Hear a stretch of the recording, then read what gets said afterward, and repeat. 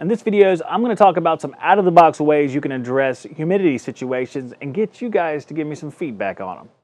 If you run a home service business like painting, contracting, lawn care, or cleaning, your to-do list is endless. From hiring staff to mountains of paperwork, not to mention doing the actual work that pays the bills.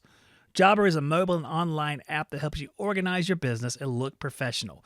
With Jobber, you can quote jobs, schedule your crew, invoice, and get paid all in one place. Try it free today at getjobber.com/shoptalk. Now, if you're in a home and it's humid, it's just an uncomfortable place to be. If it's 75 inside, 74, and you still feel damp and muggy, it's a pretty miserable environment. And as people who are designed and put into action to stop discomfort in the home environment, that's a major fail on our part if that's what happens after one of our jobs. So I've got some ideas, and maybe I'm borrowing some and maybe not, we can decide. But what are some ways that we can combat humidity in a home environment? Especially something maybe did we cause it? I don't know. Maybe we'll say we didn't cause it in this video just to make us feel better about it. But let's say we go into a home, the system is functioning top notch. What can we do to make it better at dehumidification? Now, there are many things that you can change about a home. You can do a lot of different stuff and tweak things, but I'm going to keep it pretty simple. We're going to start with the simplest one. Now that's lower the fan speed. Lowering the fan speed causes the coil to get colder, and as the dew point on the coil goes down, it's going to condense more water out of the air and dehumidify better than it did before. The problem with that is you're changing the sensible/latent capacity for that machine. So if you're increasing the latent capacity for a machine, a lot of times you're decreasing the sensible capacity. And if you do that too much, let's say we slow the fan down too much, you can cause that sensible capacity to be woefully inadequate for cooling a home in dry bulb temperature standards. So if you want to keep it at 72 in your house and it's 97 outside and it was just struggling to get there before, and you lower the fan speed down, yeah, you probably will lower the relative humidity because first of all, you're going to condense more water out of the air, and second of all, the temperature is going to go up in the house.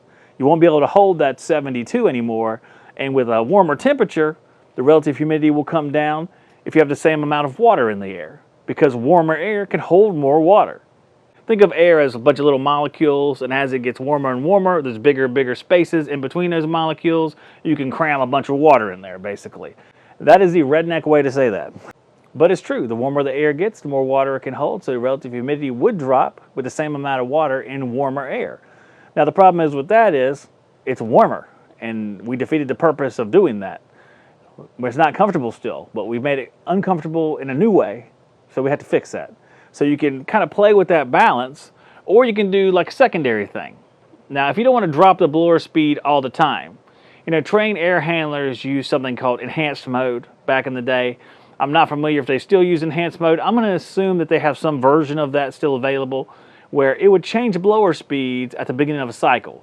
Like your trained air handler would start off maybe at 50% for several minutes and it would come up to 70%, then it eventually ramp up to full capacity and then run the rest of the cycle in full capacity or come back down at the end of the cycle.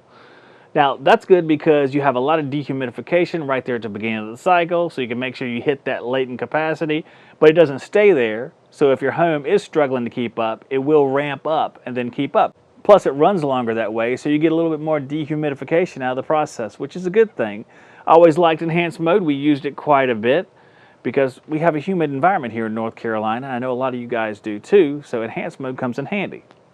Now if you have just a ECM motor X13 version or a PSC motor and you don't have anything to program that to run in enhanced mode, there's no circuit boards in there. There's a few different aftermarket circuit boards you can get. I don't recall the names of them, but I think Quick Products made something that allows the blower to change speed based on humidity, which is really, really nice. Or you can just do some sort of preset thing. Like something that I would do is use a relay. So you can switch between two different speeds after a certain time. So you have like a time delay relay built in and say it's 5 minutes. It runs 5 minutes at the slowest speed you can set, which maybe that's 60% of where you were at before, and then it kicks into fast speed. So it runs 5 minutes slowly, dehumidifies theoretically a little bit more than it would have, and then kicks into a higher speed. And the time delay can be set for whatever that time delay is capable of. A lot of times they're capable of a really, really long time down to just a couple seconds. But you can play with that, and time delay relays are pretty cheap, and you can incorporate, whatever type of relay you want in there. I enjoy doing that stuff. I enjoyed kind of using relays to make a system do whatever I wanted it to do. Now circuit boards are in these systems, and they are something you can't really stick relays into a lot of times, but a lot of the older technology and even the X13 technology, you could use relays to adapt it. The good thing about the stuff with these giant circuit boards is a lot of times you can program it to run at a different speed or in a different way. I know that even Goodman had several different blower profiles that you could choose on their higher end products, and I'm sure that most brands have the same thing. But when you go down into the lower tier, you're kind of on your own to try to figure out how to do that, either changing the blower speed or whatever you might choose. Another way you might dehumidify is to add load to the house. Now, adding load to the house is a little bit tricky, because if you add load through outdoor air and you don't have any sort of way to exchange some of that heat content through an ERV, if you're bringing in outside air directly, that outside air could be quite humid itself. So it may defeat the purpose of doing that depending on the humidity. Adding load to a machine makes it run longer, and that way you were getting more dehumidification, but if you're bringing air straight from the outside, that might be a problem. If you use something like an ERV to exchange between inside and outside air through a heat exchanger, then you might be able to make that air a little bit more palatable for your system. Add load, but not that tremendous humidity load that you don't want to add. And of course, there's always buy a dehumidifier. And a dehumidifier is a separate machine. You can do one that's in duct, or you can do one that's freestanding. Freestanding is a little ghetto. You don't want to do freestanding, like, hey, just put this in your sink, pal. Let it drain into the sink, and your home will be comfy. And the guy's like, I don't think so, Tim. You can get a dehumidifier that works with your ductwork, and that'll kind of help and be out of the way. That is a larger cost for that equipment, but that's probably going to be the best way to do it, I would think. I want you guys to give me some feedback on that. Is a dehumidifier separate the best way to do it? What have you done in the past? Is there any tricks of the trade that you guys have out there? Just feel free to share. Get in a circle here and share with me. And we'll all link hands, and it'll be really awkward. Guys, I appreciate you watching. My name's Zack. This is HVAC Shop Talk. God bless each and every one of you, and I'll see you on the next video. Save 8% off your order at TruTechTools.com by using the Shop Talk discount code.